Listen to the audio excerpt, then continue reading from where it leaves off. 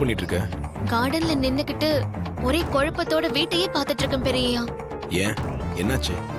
என்ன பெரியய்யா இப்படி கேட்டுட்டீங்க? நைட் எனக்கு ஃபோன் பண்ணி மித்ராவை நீங்க அடிச்சிட்டீங்கன்னு சாதாரணமா சொல்லிட்டீங்க. ஆனா அதுக்கப்புறம் நான் சரியாவே தூங்கவே இல்ல பெரியய்யா. என்கிட்ட அற வாங்கினது மித்ரா. உனக்கு என்னாச்சு? நீ நிம்மதியா தூங்க வேண்டியதானே? நீ ஏன் தூங்கல? இப்படிதான் தூக்கம் வரும் பெரியய்யா.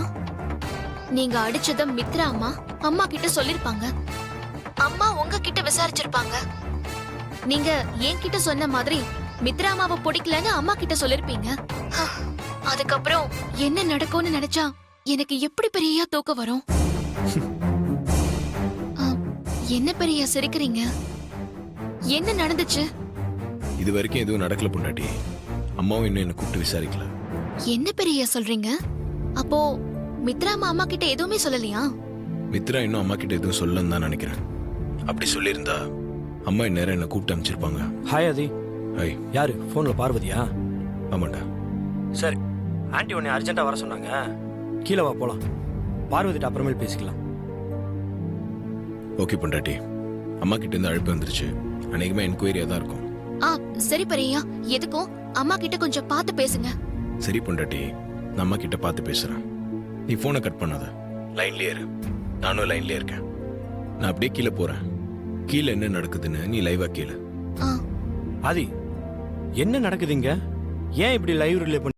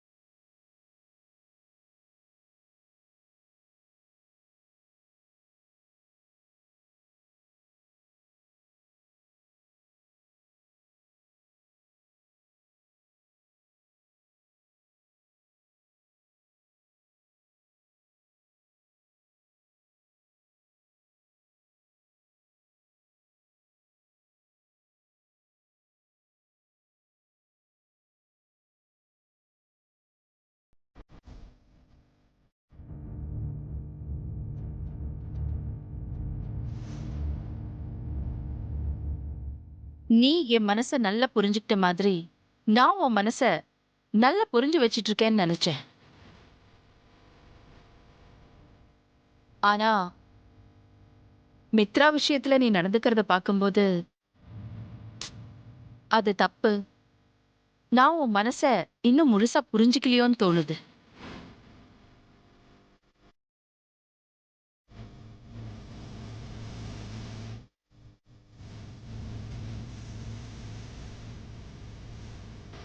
மித்ராவை பத்தி உன் மனசுல இருக்கிறத நீ என்கிட்ட சொல்லிருக்கலாமே ஆதி. நான் மட்டும் இல்ல, இங்க இருக்கிறவங்க எல்லாரும் மித்ரா சொன்னதுக்கு அப்புறம்தான் உன் மனசுக்குள்ள இருக்கிறத தெரிஞ்சுக்கிட்டோம்.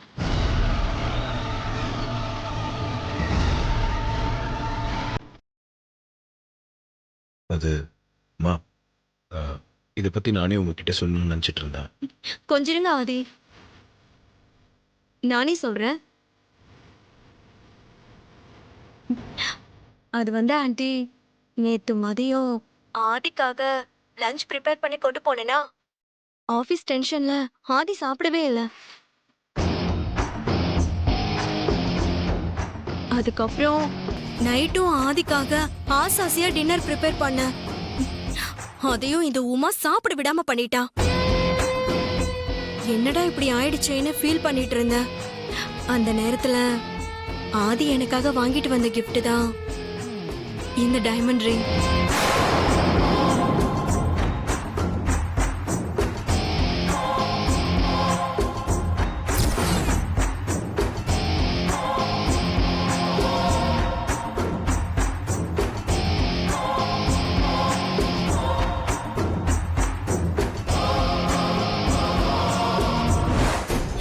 இனிமே ஒரு நிமிஷம் கூட நான் இங்க இருக்க மாட்டேன். நான் உடனே கிளம்பி வரேன். என்னாச்சு மித்ரா? உன் மேல அகிலாவுக்கோ இல்ல ஆதிக்கோ ஏதாவது டவுட் வந்துருச்சா? அவங்களுக்கெல்லாம் எந்த டவுட்டும் வரல. அப்புறம் என்னாச்சு உனக்கு? ஏன் நீ உடனே கிளம்பி வரேன்னு சொல்ற? அதுக்கு என்ன சுத்தமா பிடிக்கல நந்தினி. அதுக்கு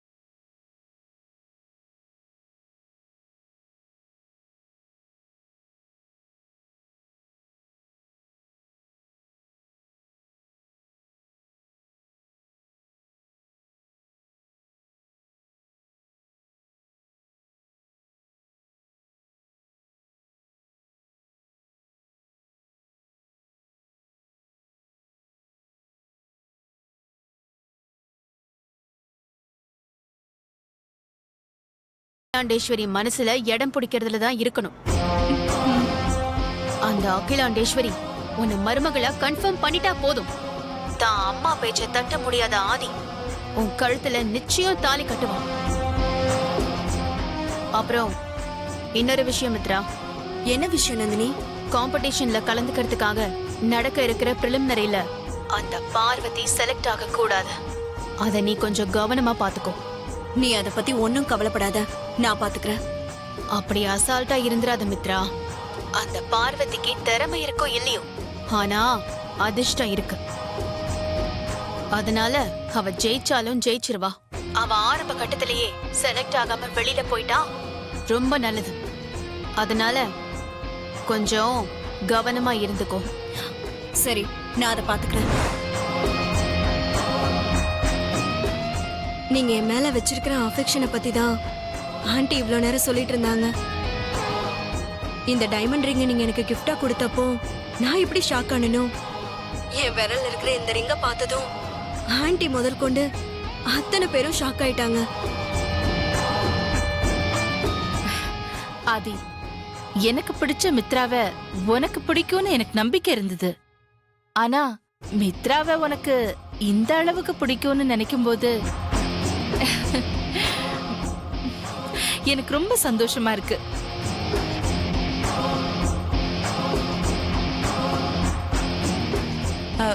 ஆமா ஆதி, நீ மித்ரா மேல இந்த அளவுக்கு அன்பு வச்சிருப்பேன்னு நான் நினைச்சு கூட பார்க்கவே இல்ல. ஆதி, நீ இந்த மித்ராவை அடிச்சத நானே என் கண்ணால பார்த்தேன். ஆனா அவ அதை மறைச்சு நீ வைர மோதிரம் கிஃப்டா கொடுத்தேன்னு சொல்லிக்கிட்டு இருக்கா. நீயும் அதை வெளியில சொல்ல முடியாம திருடனுக்கு தேல் கொட்டின மாதிரி முழிச்சுக்கிட்டு இருக்க. நடக்கட்டும் நடக்கட்டும், இன்னும் என்னெல்லாம் நடக்குதுன்னு நானும் வேடிக்கை பாக்குறேன். இத பாராதி, இனிமே நீ மித்ராவுக்கு ஏதாவது கிஃப்ட் கொடுக்கற மாதிரி இருந்தா எனக்கு தெரியாம மறைச்செல்லாம் கொடுக்க வேண்டாம். எல்லாருக்கும் தெரியற மாதிரியே கொடு.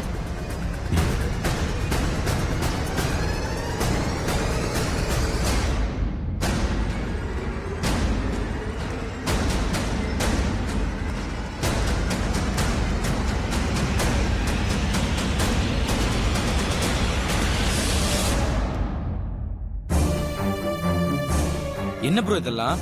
மித்ராக்கு நீ டைமண்ட் ரிங் கிஃப்டா கொடுத்தியா? இல்ல, நான் அவளுக்கு ரிங்லாம் கிஃப்டா கொடுக்கல. அவ கணத்துல ஓங்கி ஒரு அரை தான் விட்டேன். அவ டிராமா பண்றாடா. நீ நடந்ததை சொல்லிருக்கலாம் ஆதி, ஏன் சொல்லல?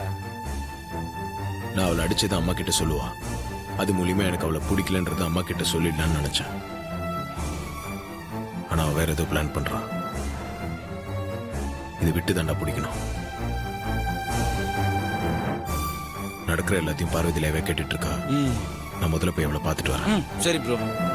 ம் ஓகே.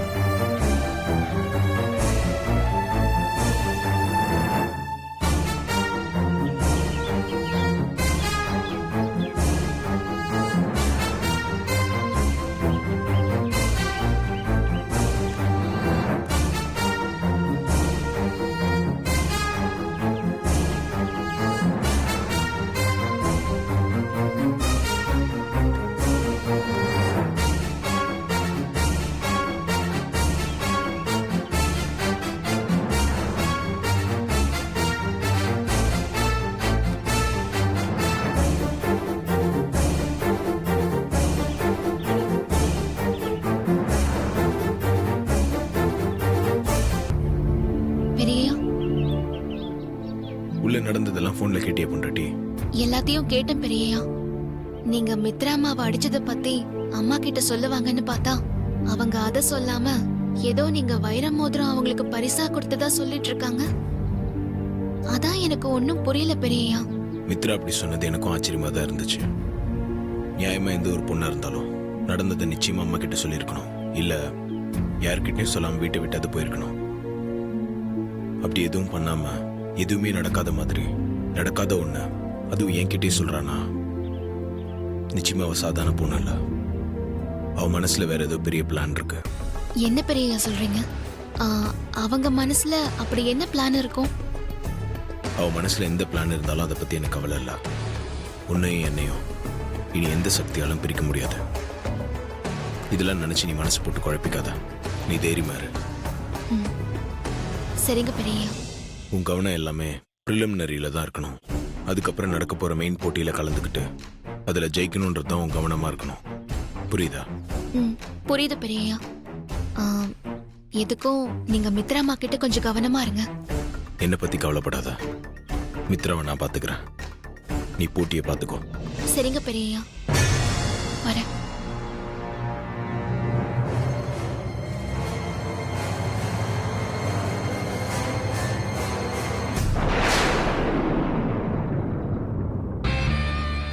வாங்க ஆண்டி.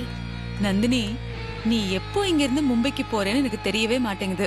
ஆனா வந்த உடனே எனக்கு கால் பண்ற பாத்தியா, அது வரைக்கும் சந்தோஷம். உங்களை மறக்க முடியுமா ஆண்டி?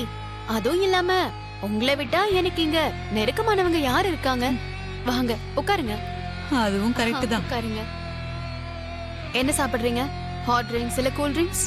அதெல்லாம் ஒண்ணு வேணாம் நந்தினி, நான் கிளம்பும் போது சாப்பிடுறேன். சரி, அதுவும் உங்க விருப்பம். சொல்லுங்க ஆண்டி, எப்படி இருக்காங்க அந்த அகிலாண்டேஸ்வரி ஆண்டி?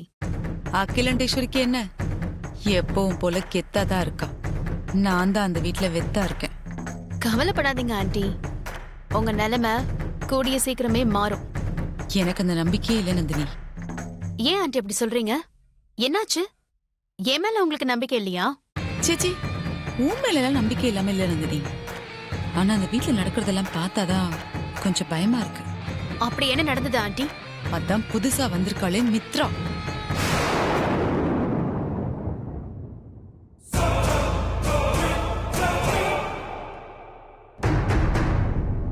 அவளோட நடவடிக்கை எல்லாம் எனக்கு என்னமோ கொஞ்சம் சந்தேகமா இருக்கு நந்தினி. என்ன ஆண்டி சொல்றீங்க? அகிலாண்டேஸ்வரி செலக்ட் பண்ண பொண்ணு தானே அந்த மித்ரா? அவ மேல உங்களுக்கு என்ன சந்தேகம்? என்ன நந்தினி புதுசா சொல்ற? நீ கூட தான் அகிலாண்டேஸ்வரி செலக்ட் பண்ண பொண்ணு. கடைசியில என்ன ஆச்சு?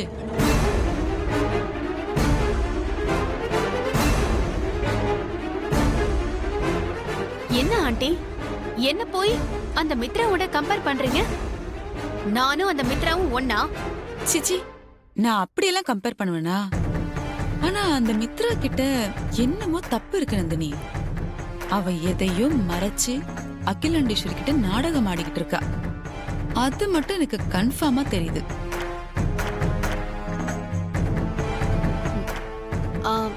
நீங்க சொல்றத சாதாரணமா நினைச்சு விட முடியாது ஆண்டி. ஆனா எதை வச்சு நீங்க மித்ராவை சந்தேகப்படுறீங்க? ஆதிக்கு அந்த மித்ராவை சுத்தமா பிடிக்கல. அவனுக்கு அந்த சமையல்காரிய விட்டா வேற எவளையும் பிடிக்காது. அதை விடு. ஆனா இந்த மித்ராக்கு என்ன வந்தது? அவ எதுக்கு ஆதிக்கு தன்னை பிடிக்கலங்கிற விஷயத்த மறைச்சு நாடகம் ஆடணும்? என்ன ஆண்டி சொல்றீங்க? எனக்கு கொஞ்சம் புரியுற மாதிரி சொல்றீங்களா? சொல்றேன்.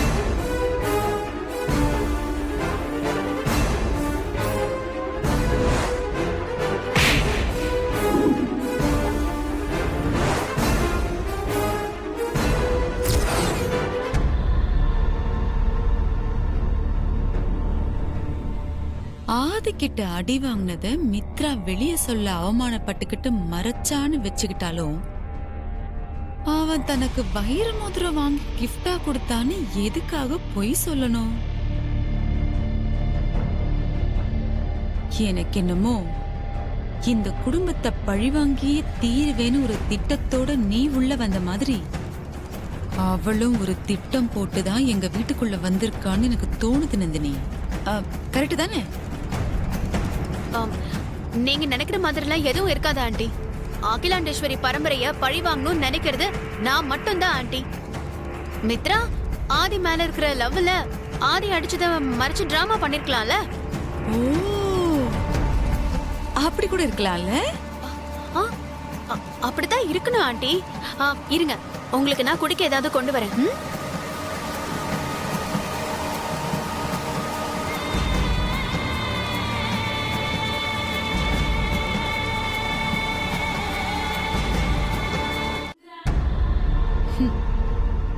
இவளுக்கு ஏதோ விஷயம் தெரிஞ்சிருக்கு. இவளுக்கும் அந்த மித்ராக்கும் கண்டிப்பா சம்பந்தம் இருக்கு. என்கிட்டயே மறைக்கிறல்ல, எப்படி இவகிட்ட இருந்து உண்மையை வாங்குறது?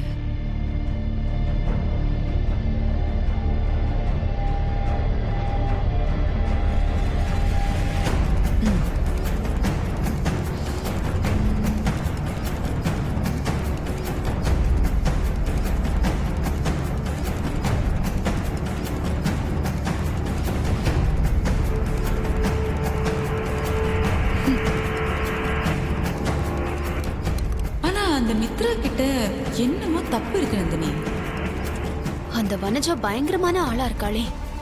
மித்ராக்கும் எனக்கும் சம்பந்தம் இருக்குன்னு கண்டுபிடிச்சுதான் என்கிட்ட போட்டு போட்டு வாங்கிக்கிட்டு இருக்காளோ. முடிஞ்ச வரைக்கும் சமாளிப்போம்.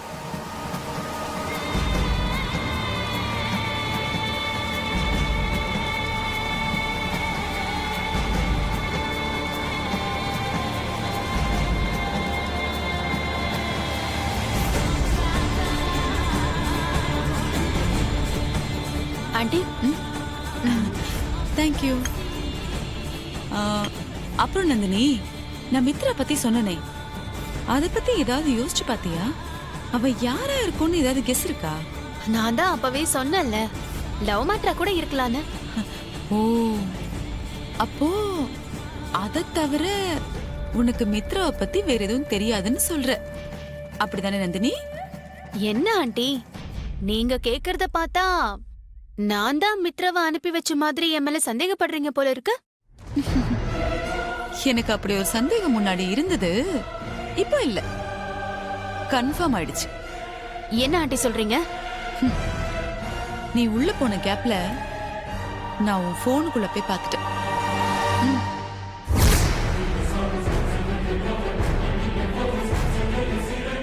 இப்ப சொல்லு, மித்ரா உன் ஆளு தானே? இதுக்கப்புறமா உங்ககிட்ட உண்மையை மறைச்ச எந்த பலனும் இல்ல ஆண்டி. மித்ரா வேற யாரும் இல்ல, என்னோட தங்கச்சி.